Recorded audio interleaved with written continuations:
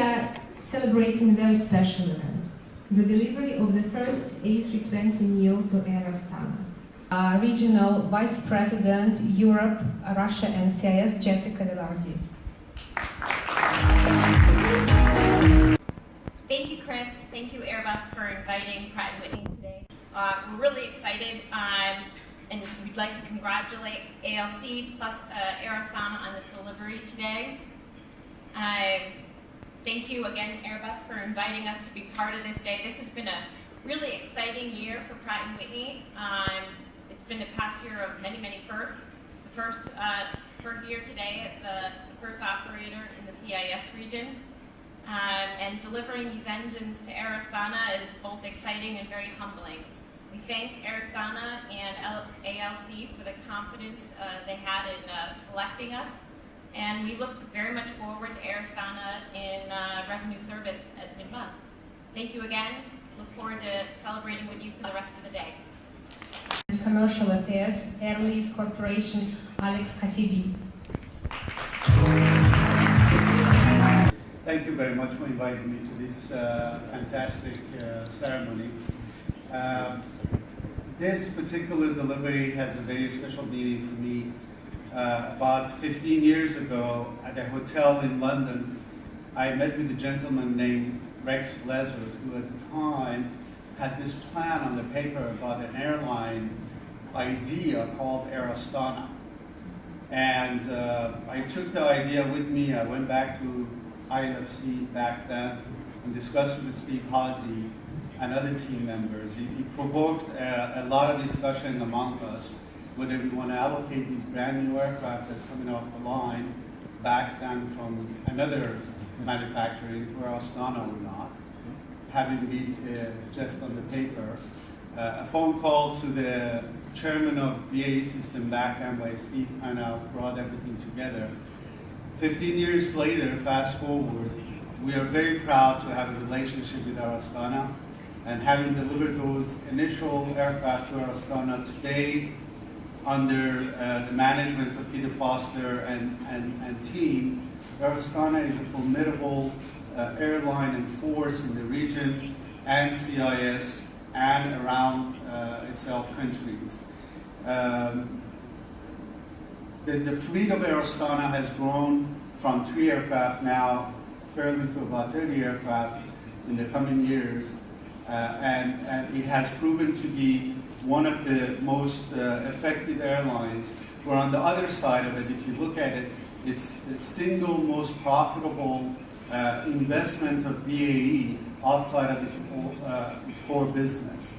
This by itself tells a lot about an airline that its 49% shareholder wanted to early on to kind of invest and then get out, but now they're staying for sure. ALC is very proud to be a part of Air Astana, a partner of Air Astana, and our relationship with Airbus goes many, many years. This in particular, the first ALC A320neo is being delivered to one of our toughest and highly respectable, friendly airline that we've been working with for the past 15 years. I congratulate Peter in his fantastic operation and work that he has done. And thank you, Chris Buckley, for having your team doing such a marvelous job of convincing Air Astana to operate Airbus aircraft. A320 has proven to be one of the most effective and most fuel-efficient aircraft, and we're very happy to deliver the first of our NEOs to Air Astana. Thank you very much. Friends, colleagues, members of the press corps from Kazakhstan, and colleagues from the industry, it's a great pleasure to be here today, and I'd like to thank Airbus for making it happen, and for all of you for attending, particularly Jessica, as Chris has mentioned, flew in from Boston 10 minutes ago, and has planned very strategically to be out of the US today. That was probably quite a good decision. As Alex says, it's been quite a journey for Air Astana over these years. And in fact, For those of you who are from Kazakhstan, you probably don't remember this, but the company was actually incorporated on the 14th of September 2001. Almost exactly 15 years ago, the company existed of nothing more than a piece of paper, a few dedicated people in a very small office, and the vision of Kazakhstan's head of state, President Nazarbayev, who together with his partner, Sir Richard Evans of BAE Systems, had the vision to create Air Astana, which at that time, as I say, existed only in the form of a piece of paper, or as legend has it, a sketch on the back of a napkin at the Dorchester Hotel. Today, here we are 15 years on, celebrating the delivery of our first Airbus neo aircraft, the 14th customer of this brand new state-of-the-art aircraft, the absolute world leader in civil aviation technology today.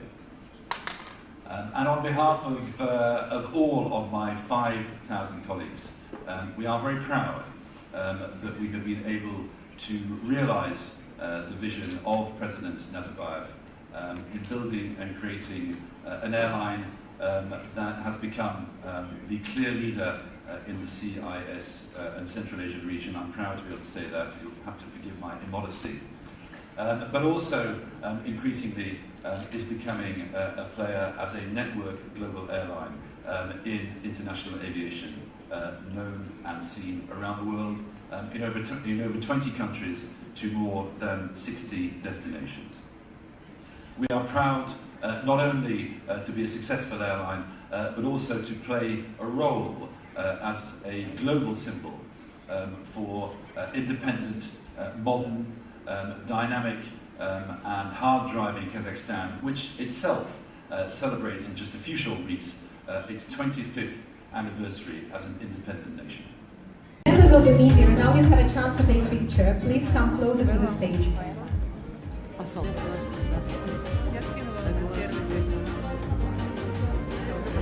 А можно фотографов попросить? Нет, видео же, они же пишут видео. Вот отсюда сейчас фотографируют.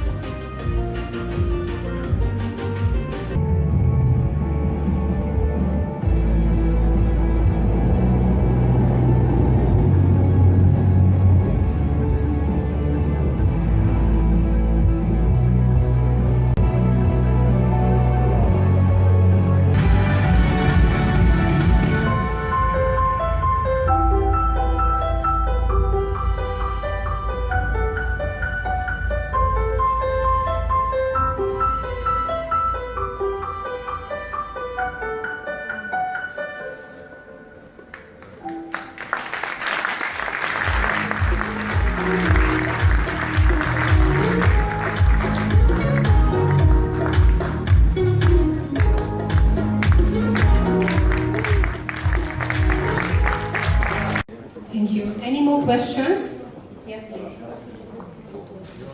Laura Miller with Air Astana. I was just wondering if you could tell me the remaining delivery schedule for the A320s with Air Lease. The next one's early 2017. Yeah, the next one's in early 2017. That's the next aircraft. Then there's I think one aircraft in 2018 from Air Lease. Actually, Alex probably knows better. And then of course the big year is 2019 when we're taking 4 of the long range. And that really, obviously, is going to be a fairly significant development because those aircraft will replace the 757s. So there's a total of 7, is that right? All on From Air Lease, yeah. And those are all on 8 to 10 year lease terms? Yeah, I mean, they're on lease terms. I don't think we don't need to. No, I spoke to her earlier. It is 8 to 10 years. Okay, thank you. Any more volunteers for questions? Michael Lubishmark Global, the A320neos that are coming, is that mainly replacement or expansion of your network? A combination of both. And in fact, we've just finished. We just completed a fairly significant network study that's been conducted by our people together with the CB Group. we see a significant expansion of all the fleets, in fact, particularly the Airbus or the Neo fleet. I can't go into too much detail at this point because we're awaiting sort of final board approvals for that, but we do see a significant expansion in the Neo fleet. Is there a possibility you might order more Neos? Yes, it's definitely a possibility. So are you waiting for board approval or for when do you expect to place another order for the Neos? Yeah, I mean, we have a like all airlines, of course, we have a pretty rigorous corporate governance process and procedure. We go through that together with our shareholders, one of whom is here today, in fact. BAE Systems are represented today. We have board members here, but we have a very robust process of corporate governance, which we expect to go through between now and February of next year. And once that process has worked its way through, we will be in a position to take this to the next level, which we think and expect will be ambitious. Grow in the future from one point-to-point carrier to Kazakhstan, and with the 321, which kind of opportunities you see on the long-range routes, maybe also one day to the US with another aircraft, of course. Sure, it's a good question. I mean, to put this in perspective, in 2010 we carried 0 network traffic. In 2016 it will be close to 20% of our business. So we're talking about close to 1 million passengers. So it's gone from sort of 0 to 1 million in about 6 years. The Kazakhstan market is going through tough times. The regional market is going through tough times at the moment. I think everybody knows that. But our future clearly is as a mixed carrier, that's to say point-to-point and network. Network exclusively, of course, is not high yield, and so therefore that model doesn't work. But certainly as a mixed carrier with an increasing amount of network traffic. We have a tremendous advantage, of course, as I alluded to in my sort of speech earlier. Our geographical position, as you know, is very fortuitous.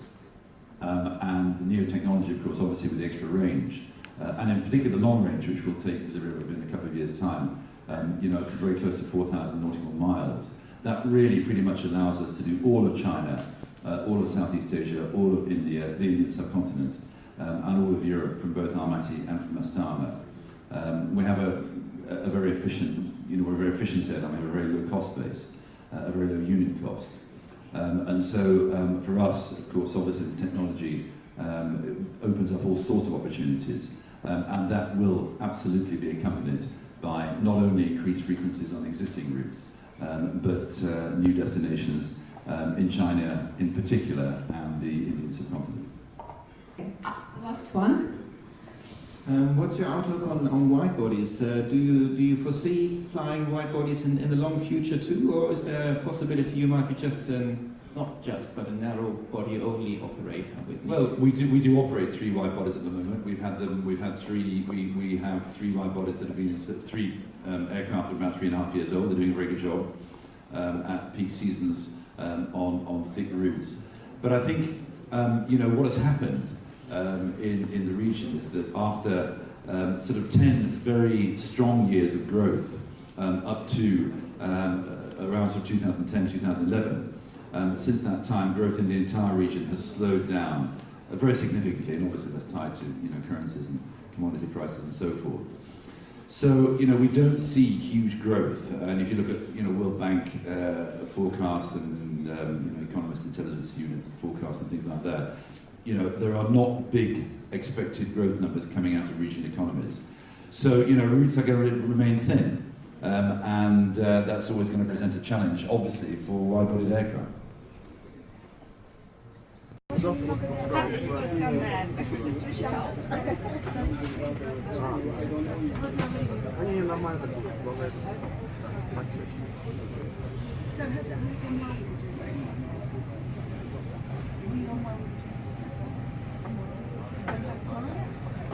Так получается.